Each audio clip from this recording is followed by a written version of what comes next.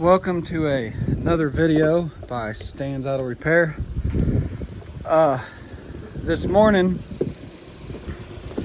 I had some issues with my 2011 Chevy Cruze. Basically,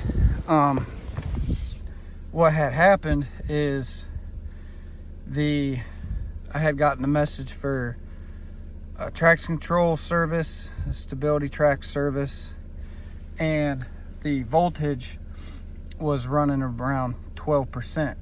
Well, not 12%, 12 volts. The normal amount for the a Cruze is between 13.7 to 14.7, somewhere in that. Like right now, we're running at 14.8, which I'm kind of lucky to have that because not all Cruzes have the battery voltage.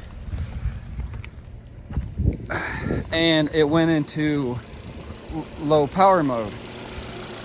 As you can see, I got my multimeter here. Alternator's charging just fine. I do have a coolant leak. My lower coolant hose for the heater core is leaking because it has one of those crappy clamps on it. But I finally figured out what my rough idle is, and I'm going to show you guys a real quick trick. If you have a rough idle, as you can see in here, it has a slight rough idle. You know, you might think it's a mass airflow sensor, bad spark plugs, something of that nature. Well, I'm going to show you guys real quick one easy, quick way to find out if your PCV valve is stuck open. Are you all ready for this? And this is how you do it. Oil drain dipstick.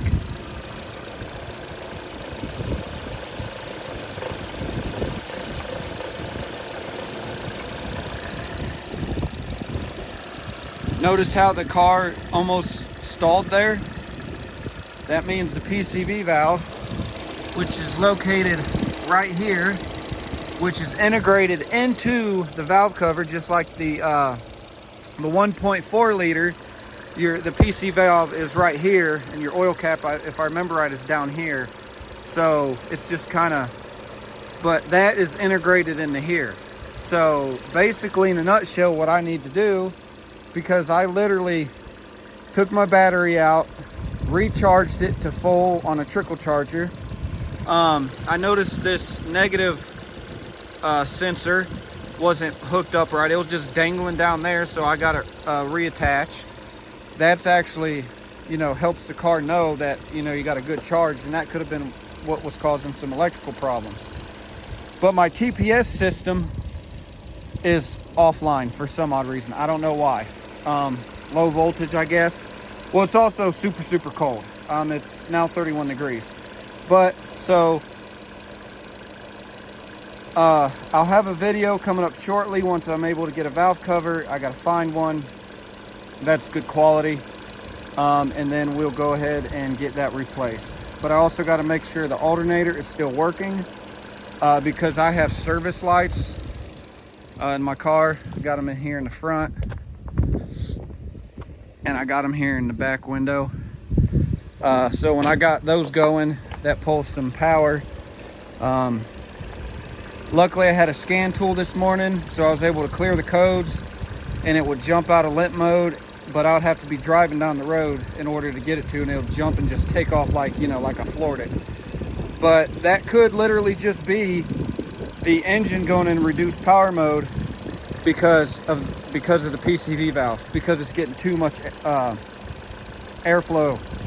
It's not able to control it. And that's it's probably what's causing my slight shifting issues, because the RPMs aren't just right, so forth and so on. This car does have a slight transmission leak on the cooler lines, but it's nothing serious.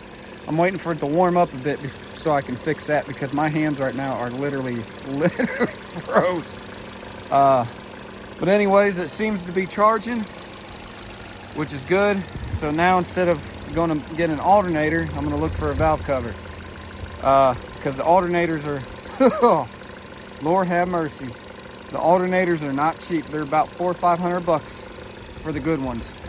And when I mean good ones, I mean ones that, you know, I'm not going to be changing, you know, every year or a year and a half. Something that's going to last a while. Right now, Rock Auto does have the alternator for the AC Delco Reman on sale with a rebate. I might end up just going ahead and getting one of those. That way I have it on hand, so if my alternator does crap out on me, I can replace it. And it's a pretty simple replacement for the alternator, and so is replacement of the PCV valve, which is the whole valve cover. And I did look on the date. This valve cover is an original to this car from factory.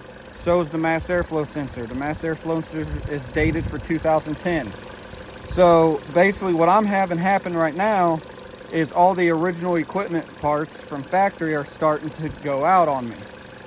Because I'll show you, I've not had this car maybe 2-3 months.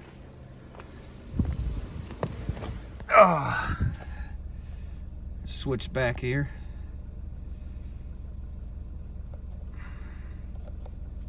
I've put 19,223.3 miles on this car in like 3 months.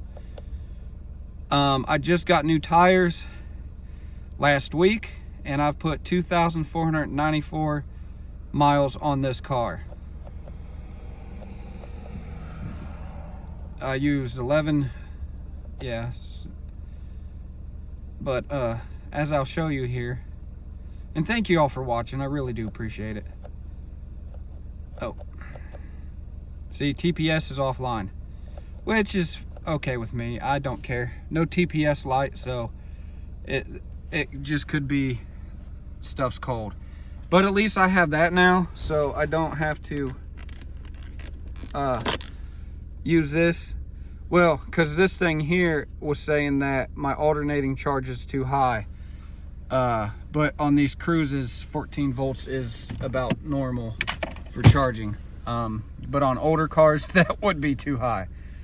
Anyways, thanks you for watching. Please subscribe if you haven't. If any of my videos help you, just look for that little thanks button. And you can, you know, thank me by sending me a thanks tip, or, you know, I didn't even realize I had that, but hey, I'm not asking you to do it, but if you want to do it, go ahead. Some of us are in financial hardships. I know I am. That's why my videos have kind of slowed down a bit. It's because I just don't have the extra funds like I used to just go out and work on different cars, buy other cars. I've literally come to a standstill. But thank you all again, and as I always say, if it's broke, fix it. Well, went ahead and ordered the valve cover and a new positive crankcase ventilation hose.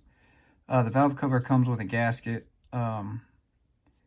It's an Apex brand, which is a company that supplies to manufacturers like Chevy, Ford, so forth.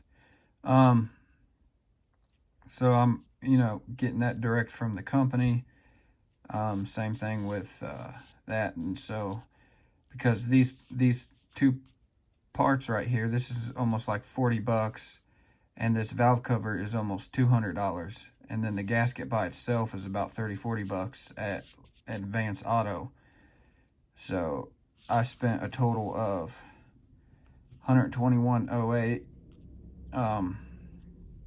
Had to split payments between the two different banks so I could actually buy it, because when I said I'm financially kind of having a hard time, I wasn't joking. But hope, you know, get this when it comes in. It should be here by the end of the year. Then I'll have a valve cover with, you know, all this in one. So basically, if you're going to replace your valve cover, you definitely want to get a new positive crank ventilation hose, just in case that there's a small leak.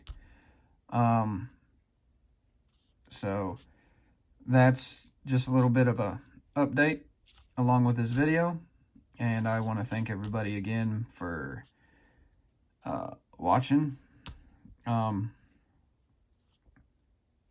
you so much, and I shall see you all in the repair video for this 2011 Chevy Cruze LS.